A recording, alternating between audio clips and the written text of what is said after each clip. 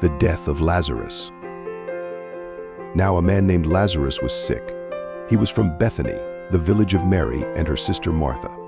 So the sisters sent word to Jesus, "Lord, the one you love is sick." When he heard this, Jesus said, "This sickness will not end in death. No, it is for God's glory, so that God's Son may be glorified through it." Now Jesus loved Martha and her sister and Lazarus. So when he heard that Lazarus was sick, he stayed where he was 2 more days. And then he said to his disciples, "Let us go back to Judea." "But Rabbi," they said, "a short while ago the Jews there tried to stone you, and yet you are going back."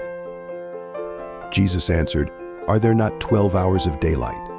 Anyone who walks in the daytime will not stumble, for they see by this world's light. It is when a person walks at night that they stumble, for they have no light."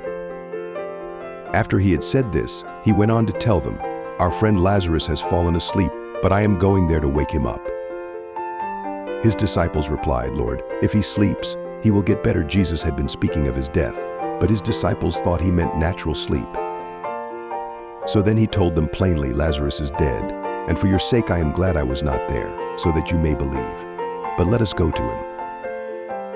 Then Thomas, also known as Didymus, said to the rest of the disciples, "Let us also go, that we may die with him." Jesus comforts the sisters of Lazarus. On his arrival, Jesus found that Lazarus had already been in the tomb for 4 days. Now Bethany was less than 2 miles from Jerusalem, and many Jews had come to Martha and Mary to comfort them in the loss of their brother. When Martha heard that Jesus was coming, she went out to meet him, but Mary stayed at home. "Lord," Martha said to Jesus, "if you had been here, my brother would not have died. But I know that even now God will give you whatever you ask." Jesus said to her, "Your brother will rise again." Martha answered, "I know he will rise again in the resurrection at the last day." Jesus said to her, "I am the resurrection and the life. The one who believes in me will live, even though they die, and whoever lives by believing in me will never die. Do you believe this?" "Yes, Lord," she replied. "I believe that you are the Messiah, the Son of God, who is to come into the world." After she had said this, she went back and called her sister Mary aside. "The teacher is here," she said, "and is asking for you." When Mary heard this, she got up quickly and went to him. Now Jesus had not yet entered the village, but was still at the place where Martha had met him. When the Jews who had been with Mary in the house, comforting her, noticed how quickly she got up and went out, they followed her, supposing she was going to the tomb to mourn there. When Mary reached the place where Jesus was and saw him, she fell at his feet and said, "Lord, if you had been here, my brother would not have died."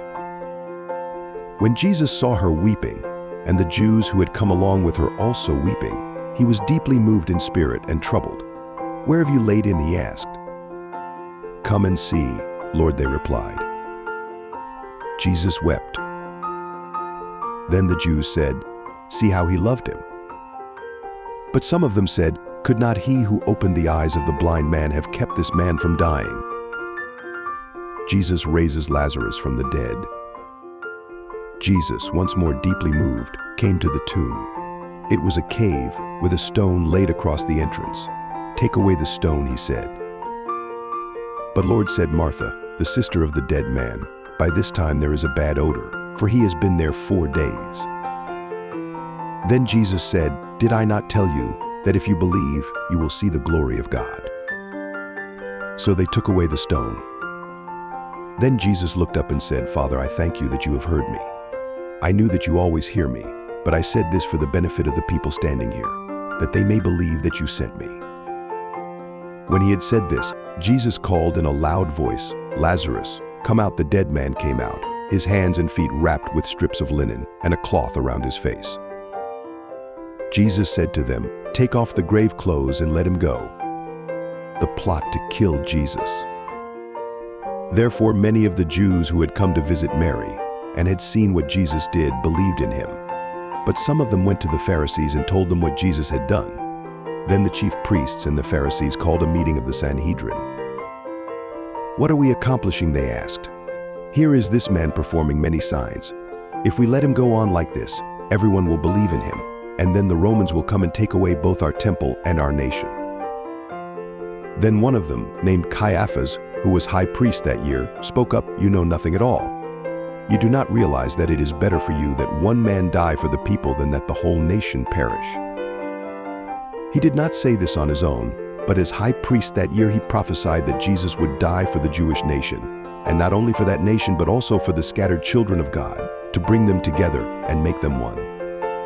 So from that day on they plotted to take his life. Therefore Jesus no longer moved about publicly among the people of Judea. Instead he withdrew to a region near the wilderness, to a village called Ephraim, where he stayed with his disciples. When it was almost time for the Jewish Passover, many went up from the country to Jerusalem for their ceremonial cleansing before the Passover. They kept looking for Jesus, and as they stood in the temple courts they asked one another, "What do you think? Isn't he coming to the festival at all?" But the chief priests and the Pharisees had given orders that anyone who found out where Jesus was should report it so that they might arrest him.